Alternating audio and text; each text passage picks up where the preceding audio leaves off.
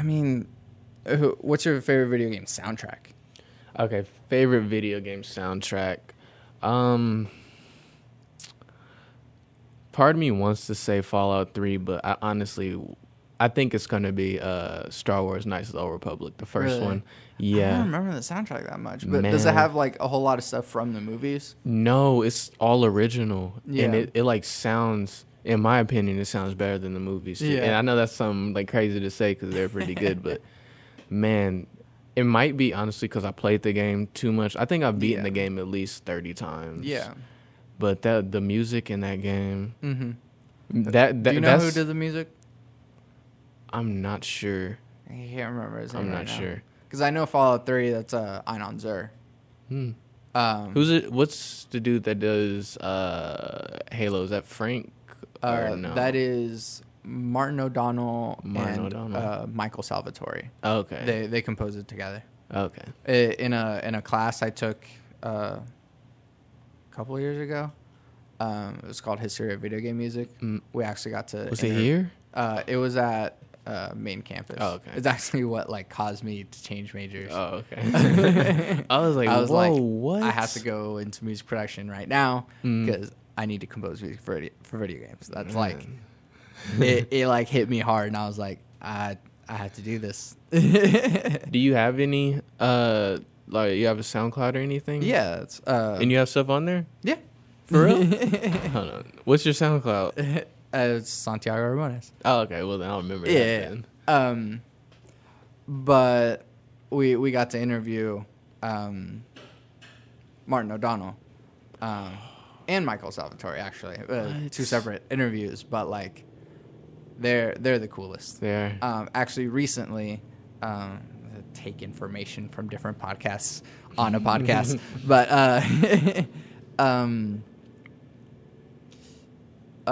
whenever Martin O'Donnell was working on Destiny, he actually got to work with wow, this is the worst time to forget Paul McCartney's name, but Paul McCartney, Martin O'Donnell got to work with Paul McCartney I think I remember on a song this. for Destiny, and Okay. like to the point to where they actually got to like text each other, you know, like to have Paul McCartney's name and just text him like, Oh, man. if he texts you one day, because later like Martin O'Donnell got like he got fired from Bungie. Did he sue them? I think he Yeah, won. he sued them and won, but Okay. like whenever that happened, like Paul McCartney texted him and was like, "Hey, are you doing okay?" Like, Oh, that's nice. yeah. He's a sweetheart. Well, yeah. But I mean, I know. how Paul awesome do McCartney. you have to be to get, to have Paul McCartney's number and have Paul McCartney text you and be like, "Are you doing all right? I know you just Yeah. got fired." Yeah. Oh, man, that's. Did he tell you guys that in the interview, or was that no, like in? that was Oh. from a different podcast. Oh, okay. But yeah. Yeah, I can't remember who did the KOTOR soundtrack. My favorite game soundtrack. Did you ever play Fable?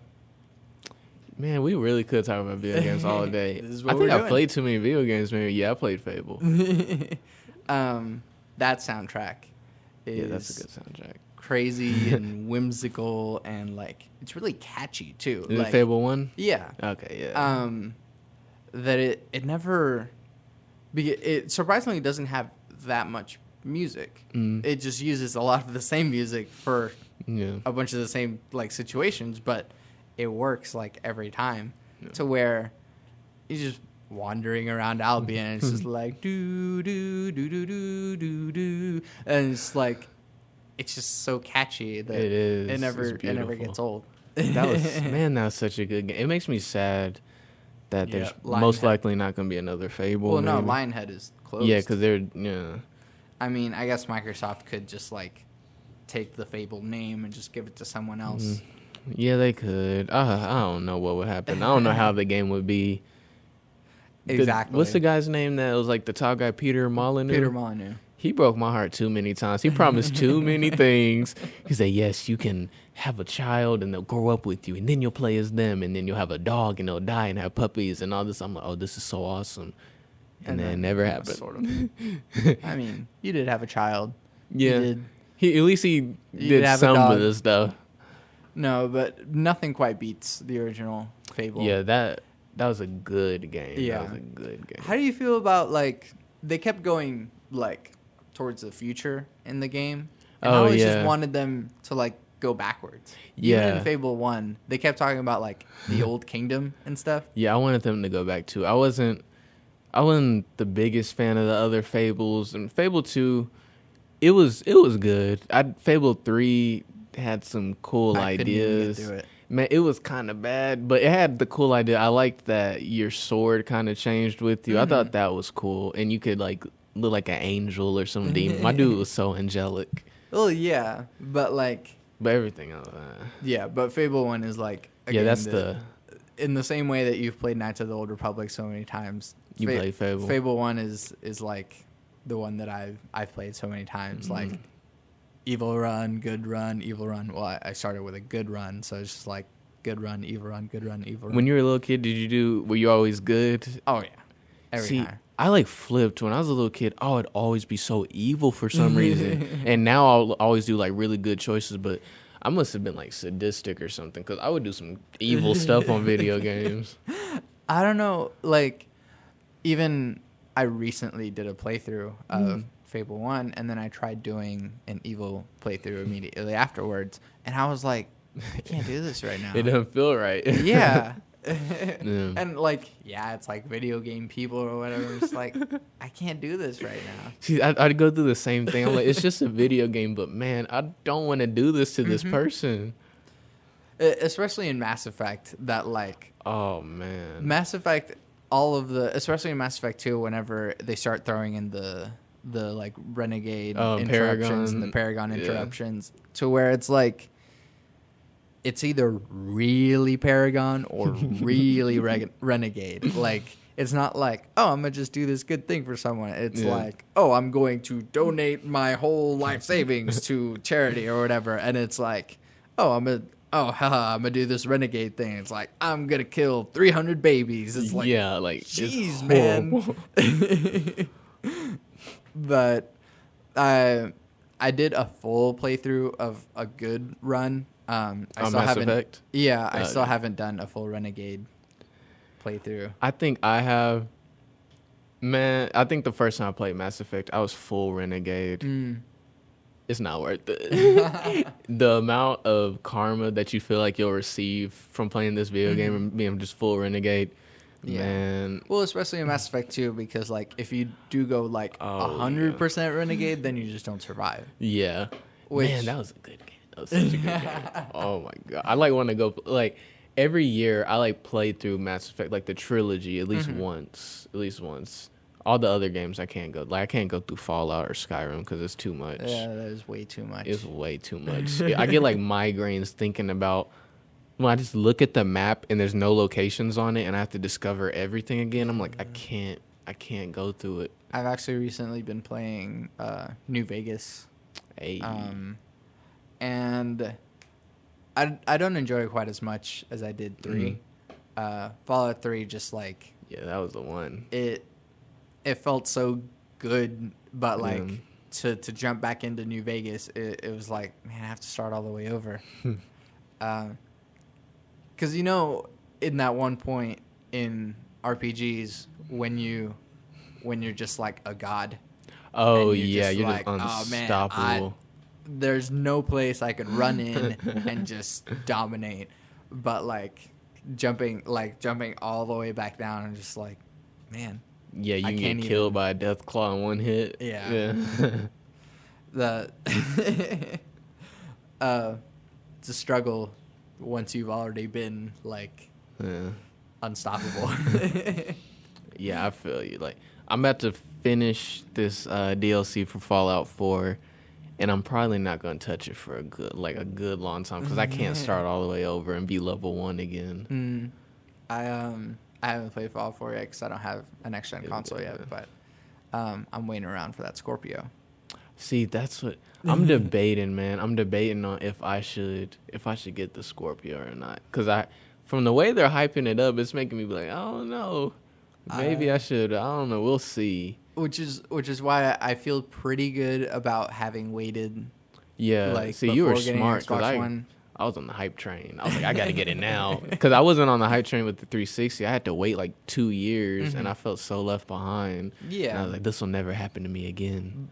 But what you do get is, like, as soon as you get the new console, you're like, look at all these games I have to play now. And so, like, you kind of get, like, the whole excitement, like, all at once. True. And, like, you're like, man, I have this pile of games. As opposed to, like, I'm sure early adopters of PS4 were just like, I got Knack.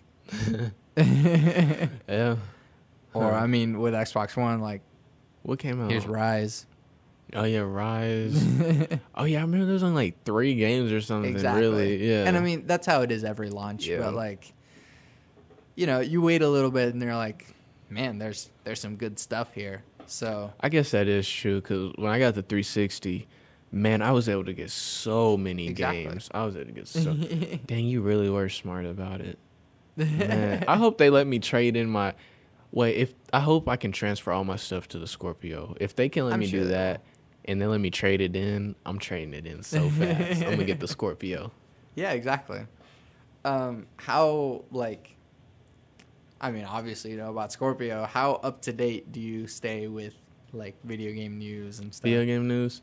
I think I stay pretty up to date. I go to IGN every day. I go to IGN all the time. That's probably besides Twitter, maybe Twitter and occasionally Facebook. That's probably the top one I go to. Do you listen to the IGN podcasts? No, I only listen to.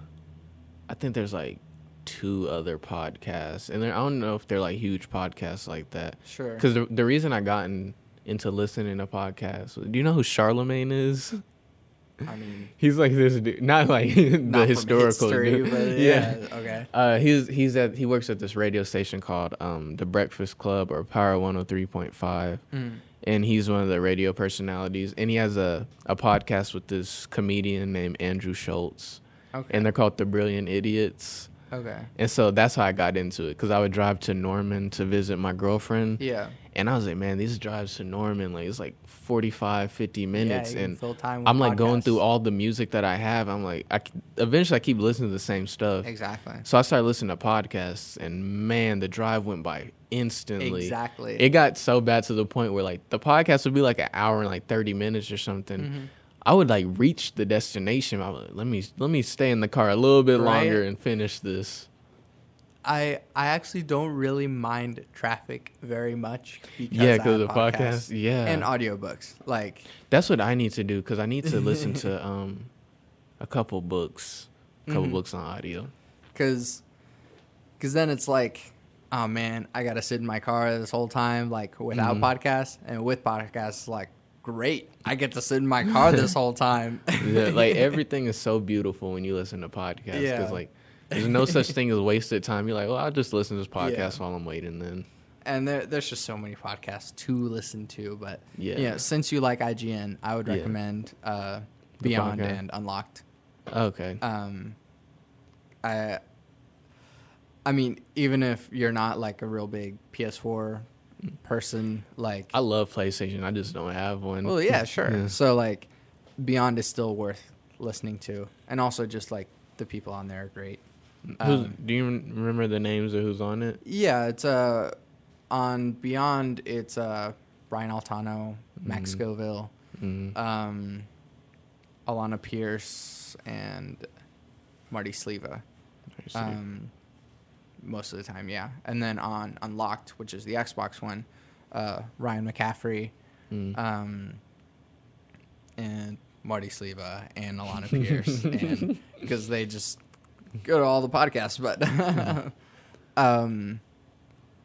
Destin Legary and Sean Finnegan, but they're all great, and they're different in their own ways, but like that's how I stay up to date with video games. It's I mean, really, I don't listen to as much music going to ACM. Like, I don't listen to as much music as I listen to podcasts, but like, still, I I get a lot out of podcast listening, instead of like listening to the same album over and over again, you know? Yeah.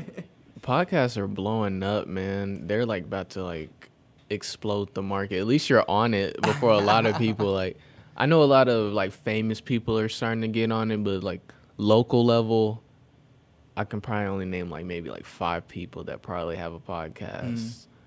So I'm glad that you're on, because I know everybody's probably about to start trying to get on it. Yeah. Man, we're doing a meta podcast about podcast. Yeah. Yeah, I mean, I just hope people listen. Yeah, they will. Thanks for listening right now. Hey, everybody. My name is Duquan. One of my favorite, just to like make a cool train of thought into something else, one of my favorite podcasts to listen to is Sam Harris's podcast. You know who Sam Harris is? I mentioned him in class. I remember earlier, and so that's why it sounds familiar. A lot of moral philosophy. There was like a time whenever I majored in vocal music ed for 2 years, and then I switched over here. But like before making that switch, I was like, I don't know if I like need to like finish a bachelor's before going over here or something. And so I was like, what should I major in then? And I really debated being a philosophy major. So like, I guess I'm like, I like philosophy, but I'm not like 100% in it. But someone like Sam Harris, who does a lot of modern philosophy and ethics and stuff like that I really enjoy. And so what I had mentioned in class that other day about like saving the Picasso painting to get millions of dollars instead of the burning child, like, that's a quandary in, you know, a thought experiment, which happens a lot in philosophy, a thought experiment that is really challenging. And so one of my favorite topics to really think about is free will. What are your thoughts on free will, Duquan? On free will? Well, what are your thoughts on free will? You're the one who loves philosophy. Okay, well, there's no free will. Okay. There's just any. We are the product of our environment. We are brains in the bodies that just come from biology. And it's not that you can't make decisions, because you obviously are the one making decisions. I'm the one that's choosing to speak right now. But you don't have a choice over who you are and who you've become. We're all just lucky enough to be born where and when we are, with the environment that we have, and the influences from around us impact us. And so, yeah, I can make the choice to like stand up right now, but everything that happened before in my life informed the decision that I would be making right now. And it's not that I don't have a choice to stand up right now. It's that I would have made that choice anyways. Oh, man. And the problem goes to determinism, which a lot of people have a problem with, because it just says that like, oh, well, it doesn't matter what I choose because it's already determined. So, it doesn't matter if I'm a good person. I'm just going to go rape and kill or whatever, because it doesn't matter what I do. But that's not true, because like I said, you still make the decisions that you do, and everyone that you listen to and your whole environment shapes who you are. And so a lot of the like fatalist deterministic argument is like, well, why should I convince people otherwise because it doesn't matter. Like, they don't have the free will to change. And that's actually something that I have a really big problem with. Like, earlier you had said, and earlier in lots of podcasts that I've had with people, a lot of people end up saying, like, there's no point trying to change people's minds. They're just going to be that way and just let it be that way. And I refuse to believe that because people's minds can change. The evidence exists that people will change their minds. They're like, you know, you take someone who's a white supremacist and like you show them like this beautiful, quaint black family who is perfectly nice. They're perfectly smart. They're, you know, just the opposite of what this white supremacist like believes about black people or whatever. And then they go, oh, well, you know, that kind of changes my whole perception. Like I said, I might be wrong is kind of that point that it doesn't just apply to me. It applies to everyone else. And that goes with everything, with any other belief that anyone has. Anyone's mind can change because of their environment. And so we have to be responsible enough to make the environment be a place that creates good people. Okay, I understand that. What's your view on free will? Free will. This is going to sound... Okay.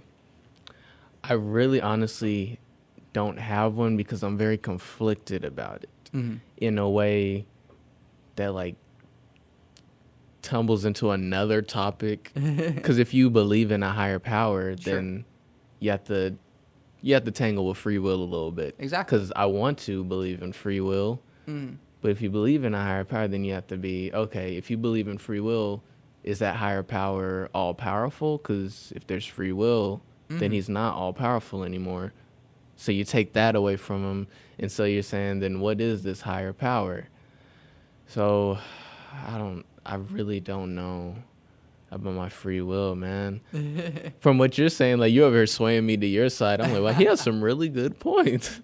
Maybe he's right. We don't have free will. Because I get what you're saying about we have the ability to make choices. That was tight. I don't know if I actually caught it, but but I like what you said about we have the ability to make choices. But when it boils down to the free will aspect, we possibly don't.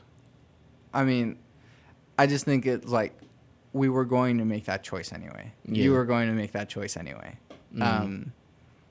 All of the neurons in your brain are structured exactly to where whenever something happens in your environment, that exact reaction is going to happen in your brain to have you, you know, react a certain way. But you like, and this goes all the way down to like Buddhism. Like, there's this kind of meditation called Vipassana meditation. It's actually been getting really popular lately. Like mindfulness meditation. You said you watched Steven Universe, right? Oh yeah. So are you like up to date? Oh yeah. Okay. All the way. So the song "Here Comes a Thought." What episode is that? That was mindfulness education, where Steven and Connie like are having trouble being a fusion because Connie like hurt the kid or whatever. Oh, okay. Yeah. Yes. Garnet taught Stevani mindfulness meditation. Okay. Basically. Okay.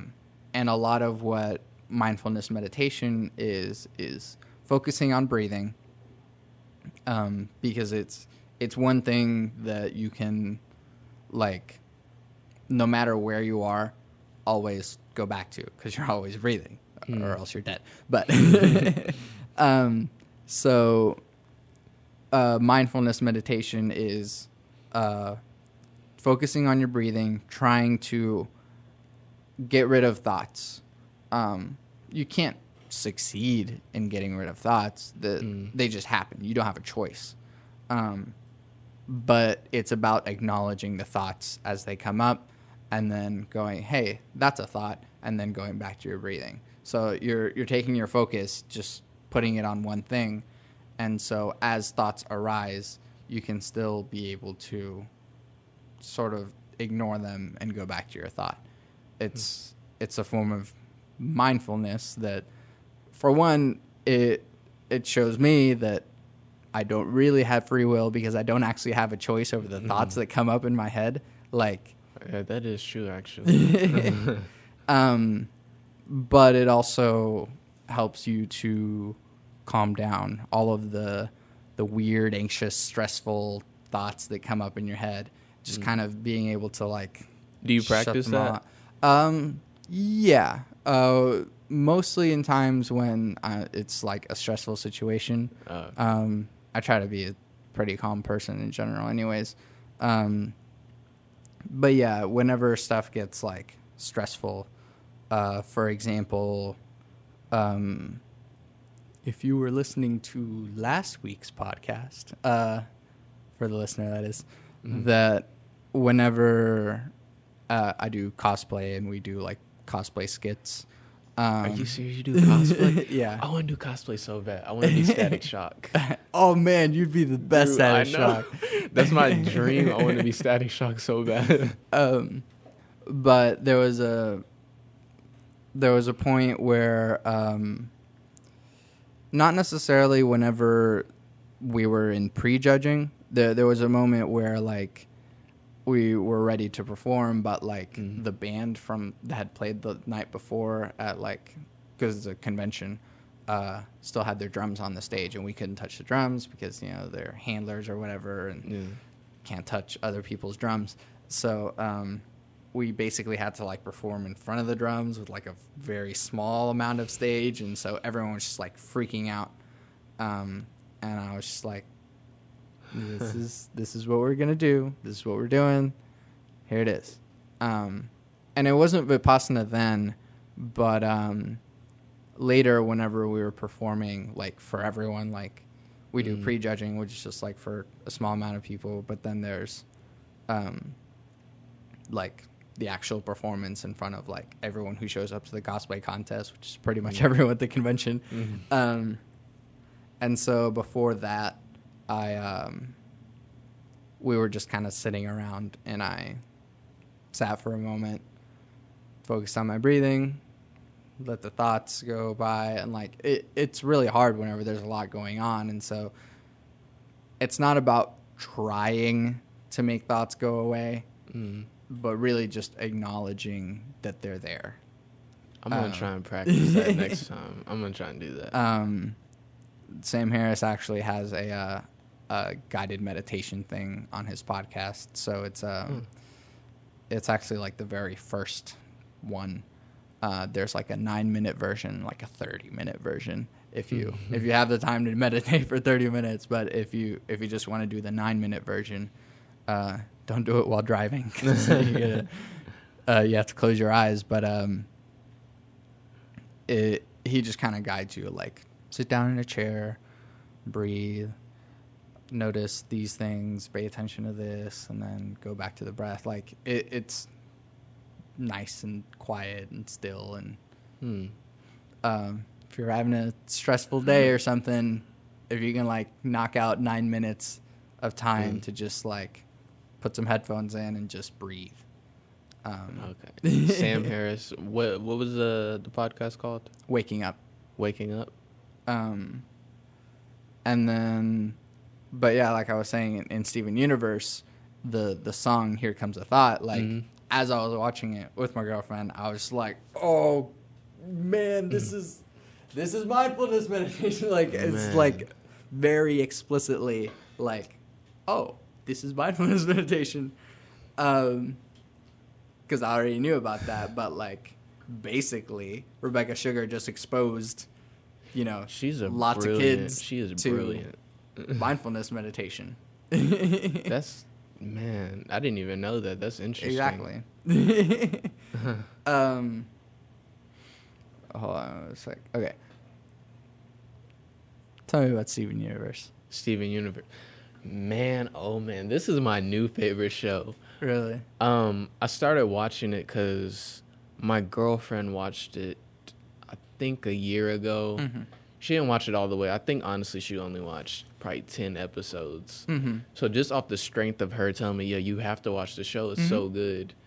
I just decided, a year later, I decided, okay, I have nothing else to watch, and sometimes I'll get very like ADD like, and sometimes like TV or video games can like calm me down. That'll be the only thing that can calm me down. So I was like, let me sit down and watch this. That show is so beautiful. I've never seen the show like, I've watched a good amount of Adventure Time. I'm very far behind, but man, that Steven Universe is a beautiful show. It makes me want to be such a good person. It makes me want to be so much more patient. I want to be a gym so bad. I want to be a gym so bad. Now I want to be a hybrid like Steven, infused with gyms and humans. But that's a very good show. Yeah. And there's a lot of analogies and nods to like different social things. I mean, obviously all the gems are female. Yes. And so they have relationships among themselves. I which, love Garnet. You know, Sapphire and Garnet, like herself. Garnet is the best thing in the show. Yes. I mean, Steven is amazing, but like Garnet's my favorite. Yeah, she's my favorite. I love Garnet. I remember I was so shocked when she was a fuse, man. She was a fusion. I was like, what? Like, hold on, what?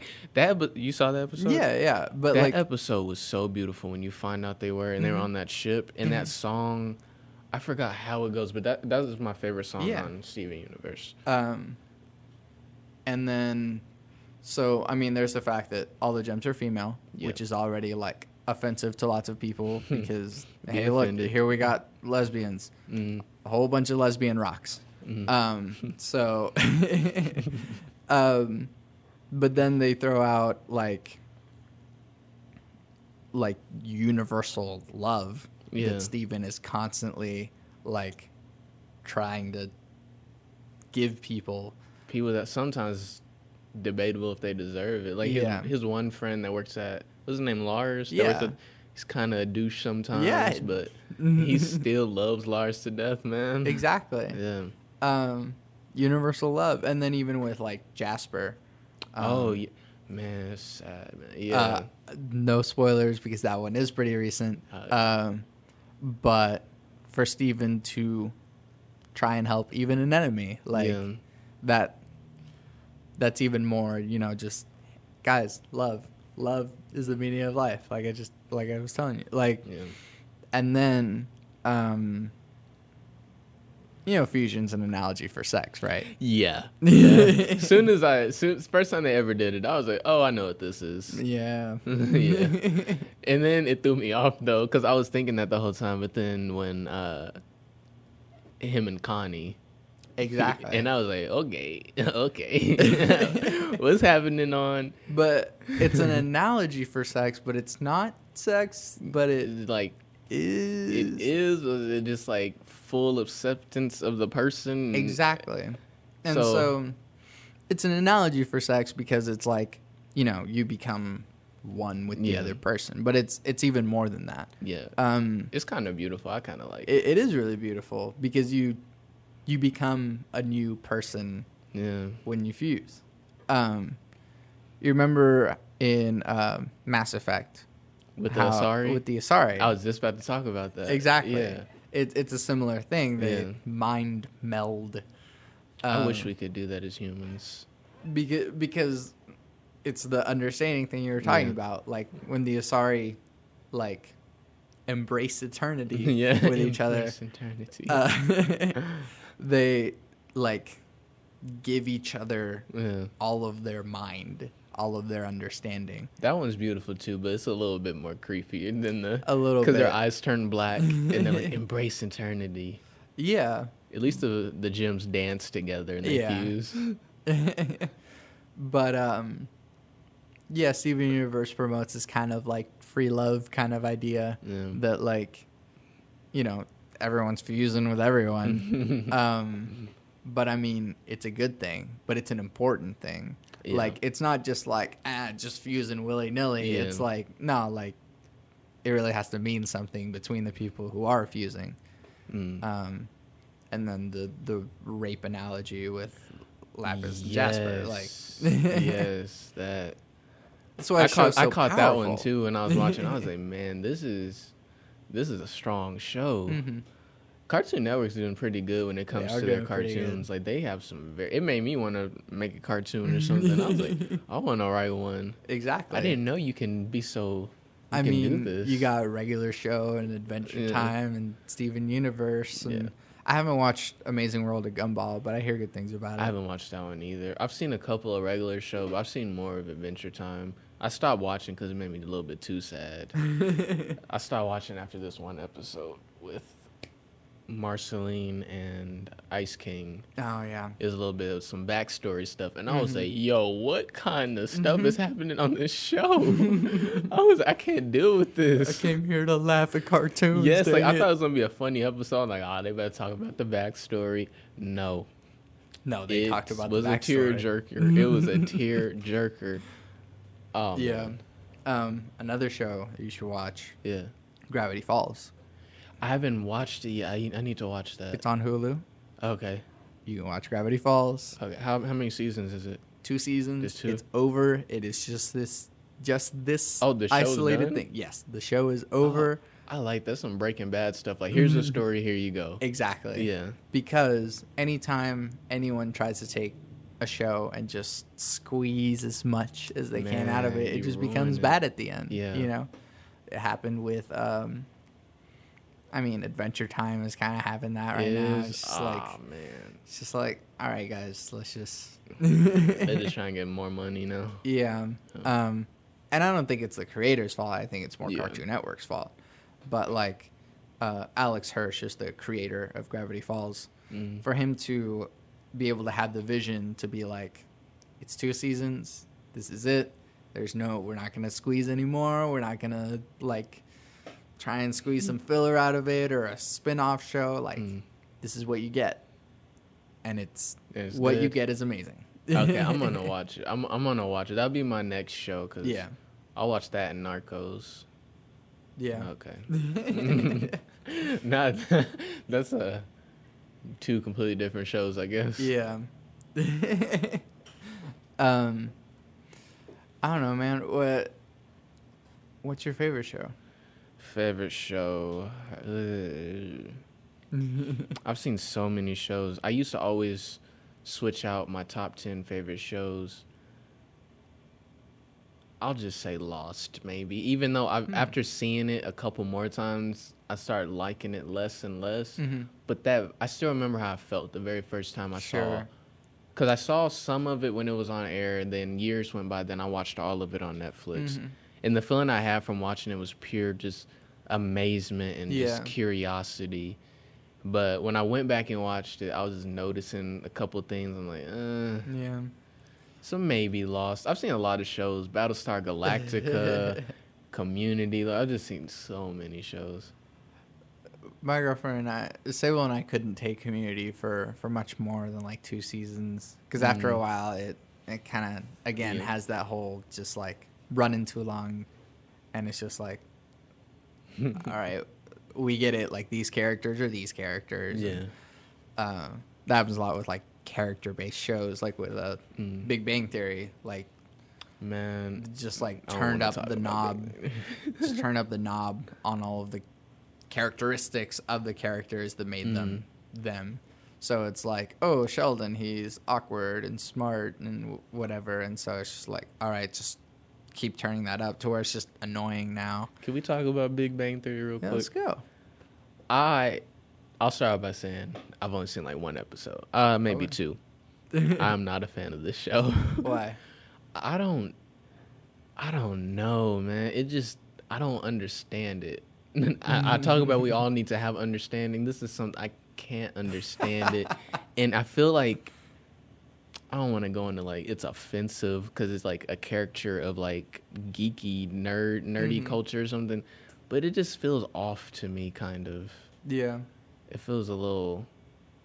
I don't know. It feels a little off to me. Yeah. Yeah. It sort of just tries to. I mean, nerd culture has just been like okay now. Yeah. Like, I mean, Marvel movies are millions of dollars now. Billions. Yeah. So, I mean, yeah, like, nerd culture has just been like, hey, it's okay to be a nerd now. Which, like, hey, I wish that was more okay when I was... For real, though, right? Because it's only cool being a nerd if you make other people money. Yeah.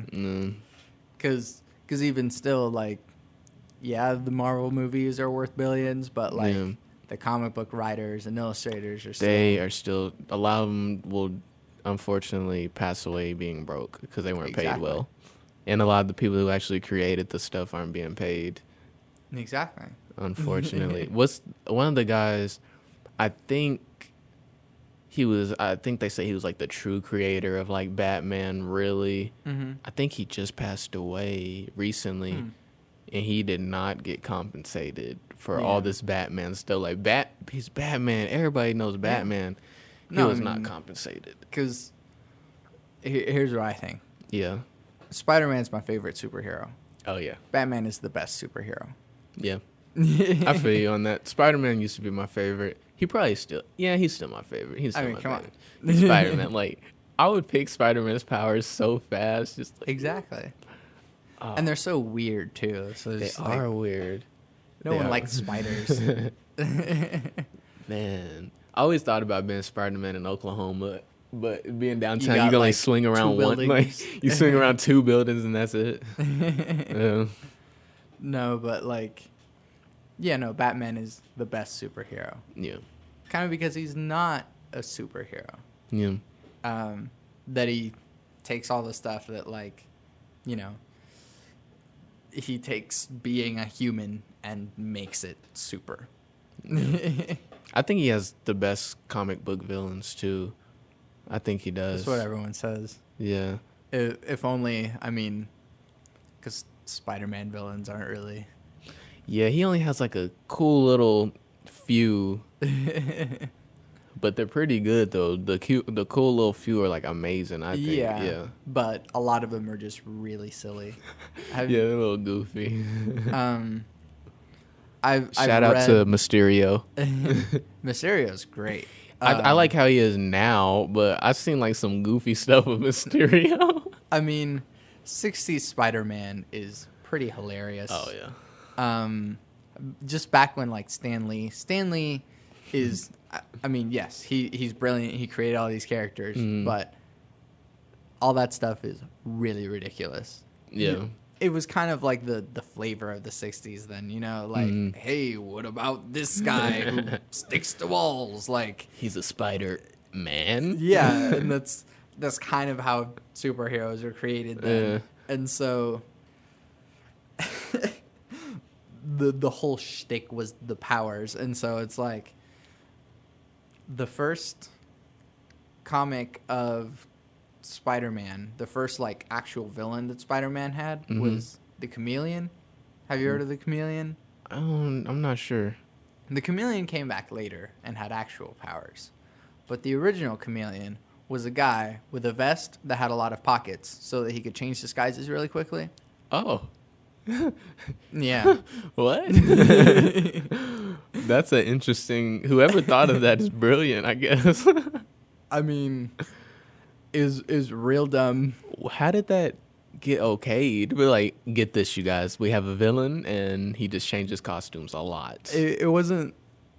I mean, Stan Lee was like the editor, so it's not like, hey, I made the thing, you know? Yeah. But yeah, that's how silly and stupid like Spider-Man was. Yeah. Like the Vulture doesn't really have superpowers. The old man just made some wings, and so he can rob banks well because he can fly. Vulture is funny to me, man. He is very funny to me. To me, he's just the villain version of Icarus. Yeah. But he's an old man. But he's an old man. If Icarus survived. Yeah. And spoiler alert. No, I'm just playing. I mean, that story is... I know it's very old. I think a few thousand years is past the statute of You might get limitations. some angry messages. Like, you should have said spoiler alert for the Icarus story, because Yeah. I've been waiting to read that one. Although actually, like retroactive, like spoiler alert for Steven Universe, I guess. Oh yeah. Garnets of Fusion, deal with it. Yeah. But I mean, well, I guess that one's been around for a while. But anyways, Spider-Man was silly, real silly. Like the web shooters. I actually like the other where it's like his raw power. Well, I don't know. I go back and forth because the having the like mechanized like web shooter thing, it adds a level of like resource management. If you want to think video gamey about it, like, you know, he has to keep track of how much webbing he has, and so, and also he invented the thing, and so it really shows like how much of a genius Peter Parker really is.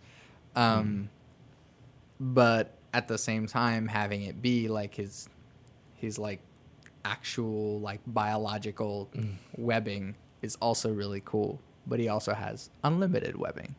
Yeah. I've noticed recently that a lot of video gamey like plot decisions in a way like are happening in like movies. What do you mean? Have you seen Suicide Squad? Yeah. So Suicide Squad felt like a video game. Getting past the whole just it was a bad movie in general, but it felt really video gamey in the sense that it was like, I guess, quasi spoilers for Suicide Squad friends, but the way that it was like, hey, here's this team of people and they all have these different abilities is kind of like, you know, RPG elements, I guess. Like, hey, you have this guy and you have this guy. That's reminding me of Mass Effect 2 right now. Yeah. But then it's like they go from this point over here to try and rescue this person. I'm trying to be vague. So lessen the spoilers. And so, like, they go through, you know, the first wave of enemies and they discover, like, oh, this is who we're fighting. And then, you know, they kind of deal with a bit more. Like, I understand. You see how it, like, feels gamey or whatever. Then they rescue the person, and then they discover that, oh, there's this other bigger thing. Boss that we have battle. To go do. Yeah, like, so, like, here's the final boss battle that we have to reach. And so they, you know, do other I video game grinding things and then get to the boss battle. Like, it's really video gamey. I did not think of it like that. That is true. Wow. And I've been seeing it a lot. Maybe it's just like the fact that I play a lot of video games that I like retroactively see it. But like some things have like a very video gamey, like, oh, I couldn't beat this person at first. And so like I go back and level up and then I go back. Or like a lot of anime is that way. Do you watch any anime? Oh, yes. I love this stuff. Yes, I watch anime. I probably don't watch as much as I used to, but I watch a good amount. What are you into? My favorite, I don't even know. Sometimes when I tell people this is my favorite one, they kind of like, Full Metal Alchemist Brotherhood. That's my favorite anime. Samurai Champloo, Cowboy Bebop. I just finished Cowboy Bebop not too long ago. That's one of my favorite ones, and it's very short too. Yeah. It reminds me of the show Firefly. That's what I meant to say. Firefly's my favorite show. Even though it got canceled. Screw you, Fox. I actually haven't watched Firefly. Unless you hire me one day. Actually, no, I wouldn't work for Fox now that I think about it. Screw you again.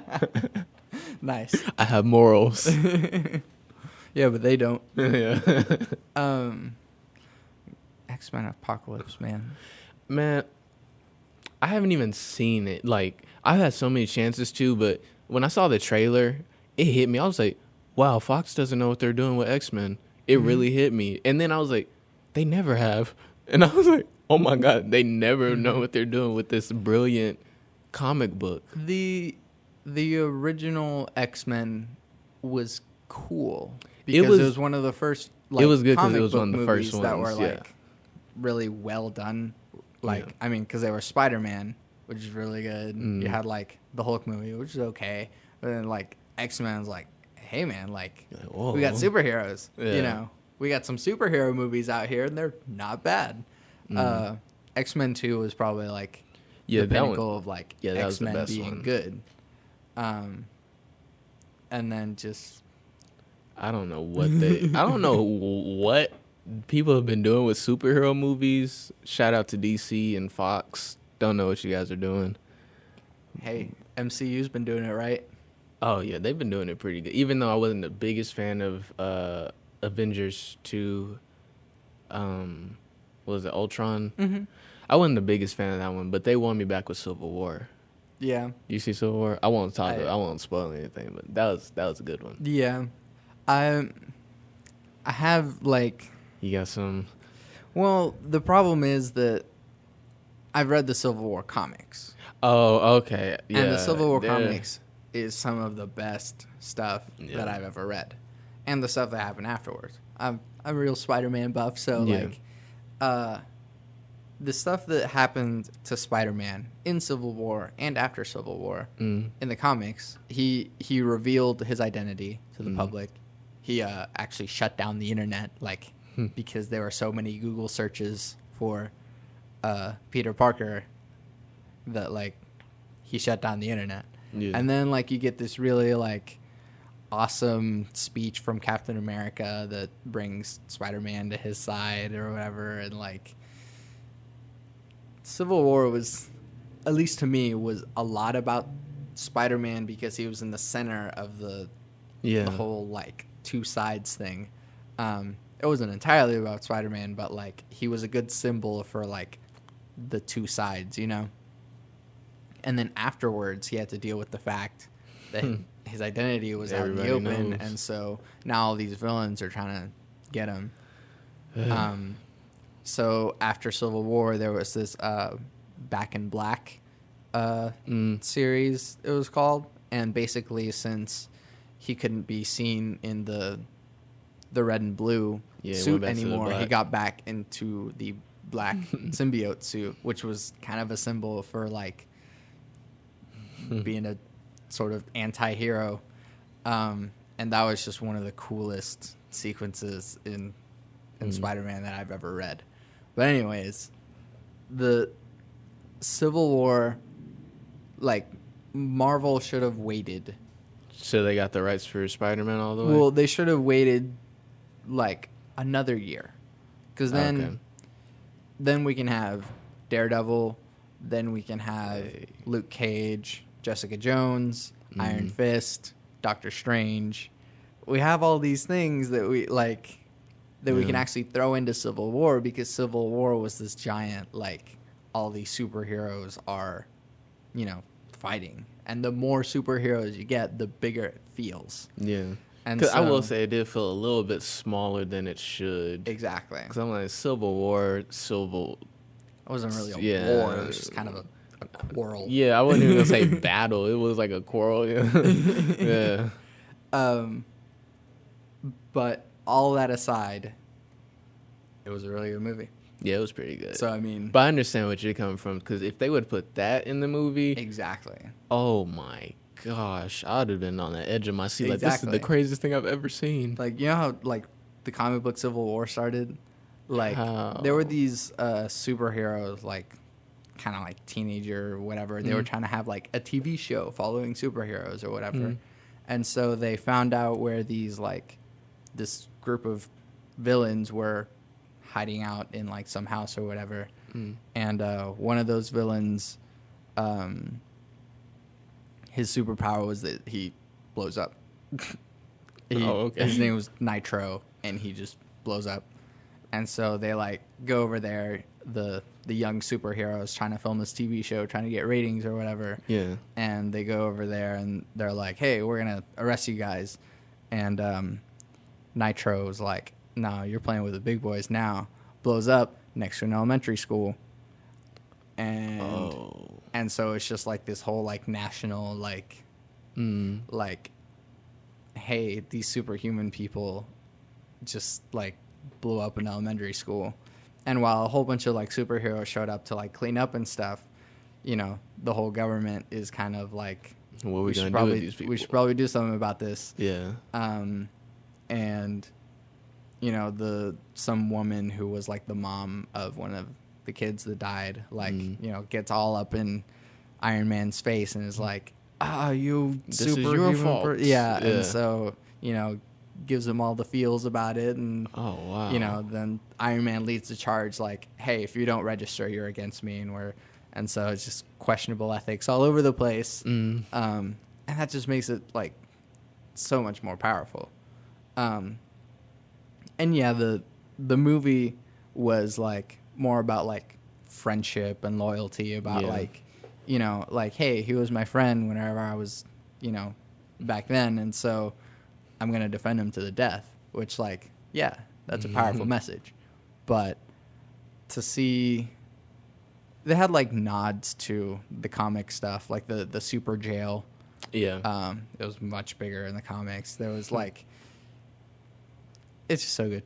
Just read the comics. Might as well just read the comics. I need to start back on some comics. It's been a very long time. I think it's been like, how old am I? 21. It's probably like 10 years. Yeah. Except I take that back. I've been reading. I just started a comic book. It's called Fables, I think, where it's like all the fairy tale people. Oh, is that because you played The Wolf Among Us?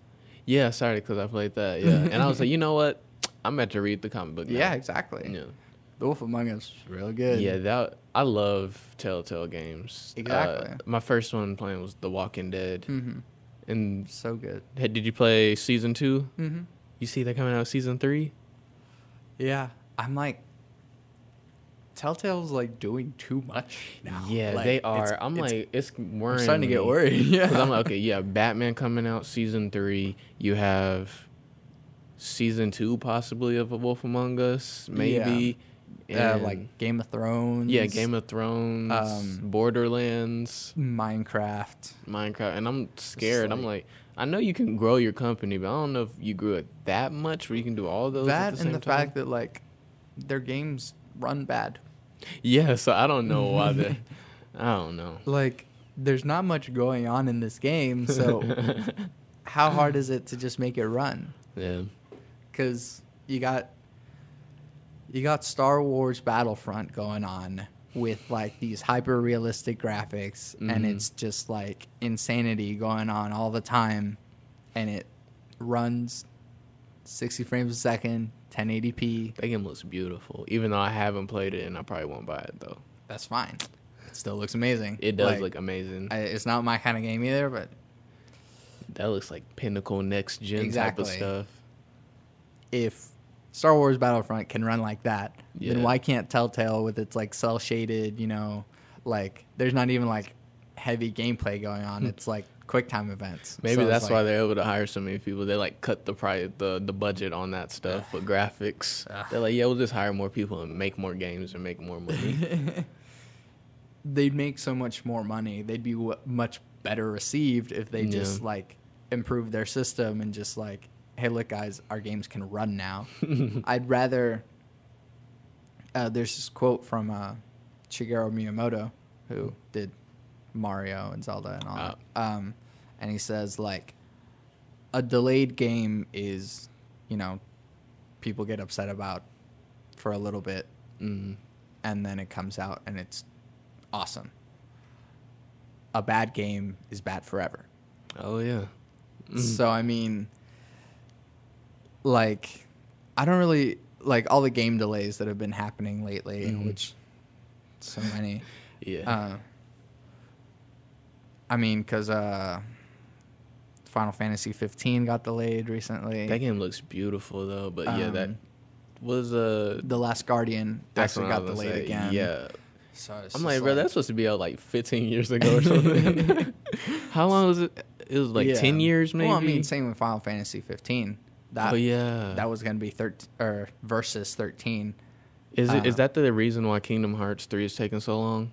I don't know, but I feel like I'm never. At least they still haven't said when Kingdom Hearts 3 is going to come out. So Yeah. it's better when you just don't announce a release date and just go, it'll come out when we finish it. I wish more game developers would do what Fallout 4 did. Exactly. They announced it, and I think it was coming out like 4 months later. Like, Yep. it was already like done. Mm-hmm.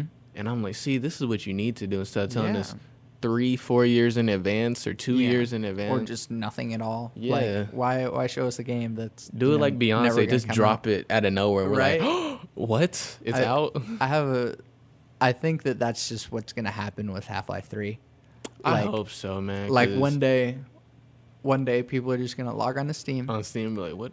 and it's just gonna just be on the front page of the store of Steam. You're just gonna see like Half-Life 3. I think that one 60 would break bucks. the internet, like the you Peter go. Parker thing. Because I would literally flip it. I'd be like, no, this can't be real. I'm tired of getting my hopes up and then being like, oh, it's just a hoax. Yeah, no. Just one day Valve is just gonna go, here you go. I really like Valve, even though they break my heart with the Half-Life 3 thing. But have they failed ever? Yeah, they haven't at all.